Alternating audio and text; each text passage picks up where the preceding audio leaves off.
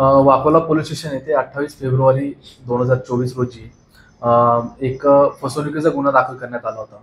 त्या गुन्ह्यामध्ये आरोपी हे सिने क्षेत्रामध्ये काम करत असल्याबाबतचं भासवून त्यांना फॉरेन करन्सी पाहिजे आहे या अनुषंगाने ते लोकांशी संपर्क साधत होते आणि अशा लोकांना ते पंचतारांकित हॉटेलमध्ये बोलावून त्यांना फॉरेन एक्सचेंज करायचं आहे, त्यांना परकीय चलन पाहिजे आहे म्हणून त्यांना बोलावलं जायचं.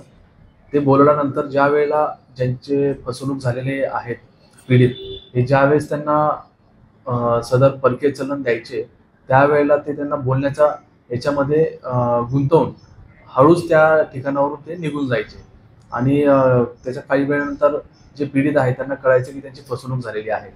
अशा प्रकारे गुन्हा वाकोला पोलीस ठाणे येथे दाखल झाल्यानंतर कक्ष 8 येथे पोलीस निरीक्षक लक्ष्मीकांत साळुंखे यांच्या मार्गदर्शनाखाली आणि वरिष्ठांच्या मार्गदर्शनाखाली ह्या सदर गुन्ह्याचा समांतर तपास चालू होता.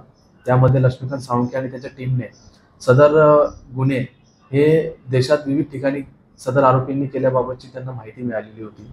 त्या अनुषंगाने त्यांनी गोपनीय माहितीच्या आधारावरती हे सदर आरोपी हे पुन्हा फसवणूक करण्याच्या उद्देशाने मुंबईत आल्याची माहिती मिळाल्यानंतर त्यांनी त्या ठिकाणी सापळा रचला व सापळा रचल्यानंतर सदर गुन्ह्यामध्ये एकूण 3 आरोपी हे अटक करण्यात आलेले आहेत. त्या तिन्ही आरोपींनी सदर गुन्ह्याची कबुली दिलेली आहे. त्याच प्रकारे याच प्रकारचे गुन्हे त्यांनी इतर देखील पोलीस स्टेशनच्या हद्दीमध्ये व इतर राज्यामध्ये देखील सदर गुन्हे केल्याची त्यांनी कबुली दिलेली आहे. त्या बाबतीमध्ये याच्या सदर गुन्ह्याचा सखोल तपास हा कक्ष 8 द्वारे मुंबई क्राईम ब्रांचद्वारे केला जात आहे.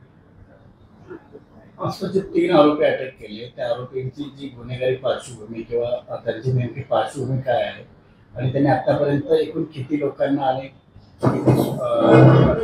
फसवणूक केली?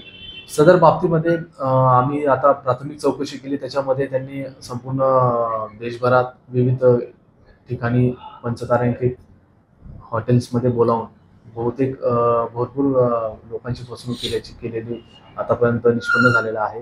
त्या अनुषंगाने अधिकचा तपास चालू आहे.